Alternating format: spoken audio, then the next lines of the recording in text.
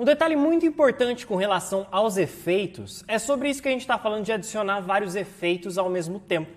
Lembra que eu mostrei aqui, né, o preset que a gente pode aplicar aqui, quer ver? Está aqui na correção de cor e era um preset que a gente pode criar a partir de vários efeitos que estão aplicados aqui na nossa cena ao mesmo tempo. Pois é, quando a gente tem mais de um efeito aplicado no mesmo clipe, no mesmo evento, a gente chama de corrente de efeito, tá? É só um nome a mais aí para você aprender. E basicamente o que eu quero dizer com corrente de efeitos? São efeitos que estão interligados e por estarem interligados, um efeito reflete no outro. Então eles seguem uma ordem, tá? Imagina que o seu vídeo está bem aqui, ó, bem nesse nível. Aí eu vim aqui, ó, e apliquei esse efeito, Color Balance. Ele vai vir exatamente aqui, ó, por cima do meu vídeo. Depois eu vim aqui e apliquei o Sharpen. O Sharpen vai vir onde? Vai vir aqui, ó, por cima do Color Balance. Depois eu vim aqui e apliquei o Brightness and Contrast. E ele vai vir onde? Por cima do Sharpen. Então a gente tem aqui, ó, essa pequena escadinha, como se fosse uma panqueca, sabe? Por isso que a gente chama de corrente de efeito. É uma corrente, os efeitos se ligam e um interfere no outro, beleza? Então, isso significa que o que eu mudar no Color Balance vai interferir sim no Sharpen e no Brightness and Contrast. Isso também significa que, se eu mudar a ordem dos efeitos, eles também podem gerar resultados diferentes, tá? Então, de repente, se eu trocar aqui o Brightness and Contrast e colocar ele antes do Color Balance, você viu que a imagem ficou levemente mais clara? Ó, não sei se está dando para você perceber no seu monitor, mas aqui no meu eu consigo perceber. E até, ó, uma janelinha aqui que a gente vai ver com calma depois, mas que vai te mostrar com clareza a diferença. Presta atenção aqui, ó, em como que está esse gráfico, beleza? Olha como que está esse gráfico. Aí, olha lá, eu vou puxar aqui, ó, o efeito e vou trocar ele de lugar. Ó, você viu como subiu um pouquinho esse gráfico? Olha lá. O gráfico não deixa a gente mentir. A imagem muda de acordo com a ordem dos efeitos.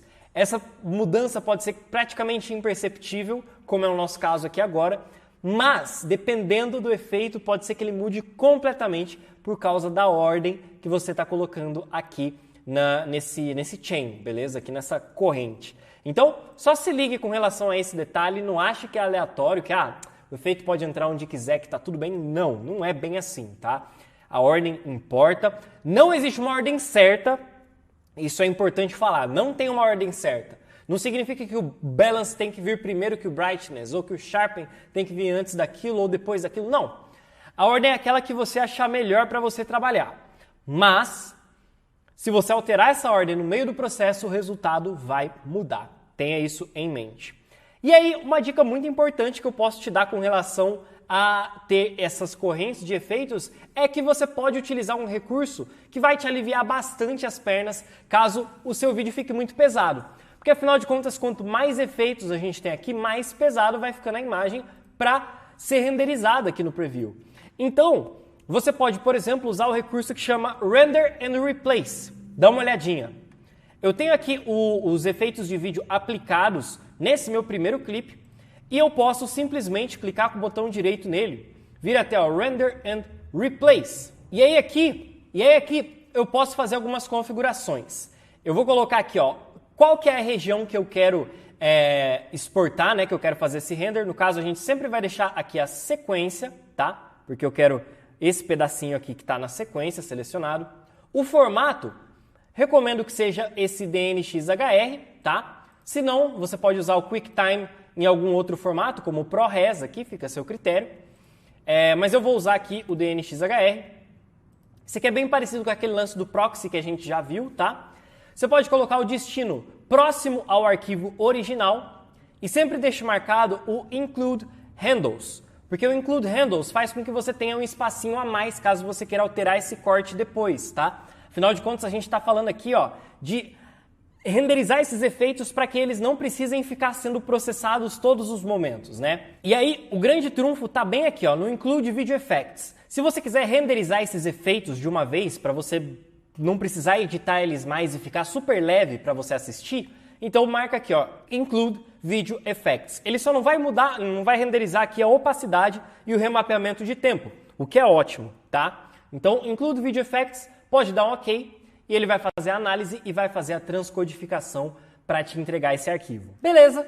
E aí, ó, ele acabou de fazer essa transcodificação e olha o que apareceu aqui nos efeitos, ó. Color Balance, Rendered, ou seja, já foi renderizado. E aí, olha lá, a gente pode assistir sem travar. Fala se não é massa, né? Então, use esse recurso aí do Render and Replace quando os efeitos estiverem muito pesados e você tiver plena certeza que você não vai precisar mais editar nada neles, tá? Porque, ó, se eu vier aqui tentar apagar, ó, não dá para apagar.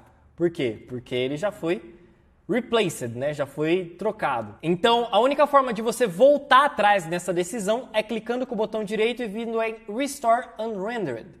E aí, olha lá, a gente tem aqui agora, ó, o arquivo bruto. Só que aí a gente perdeu até as modificações do Motion, ó, você tem que ativar elas de volta. E aí, olha que massa, voltou ao normal. Então, é basicamente assim que funciona esse workflow do Render and Replace, beleza?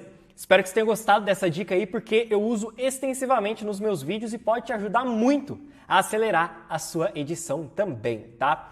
E na próxima aula eu quero te mostrar um recurso que eu particularmente sou apaixonado aqui dentro do Premiere. Se liga aí!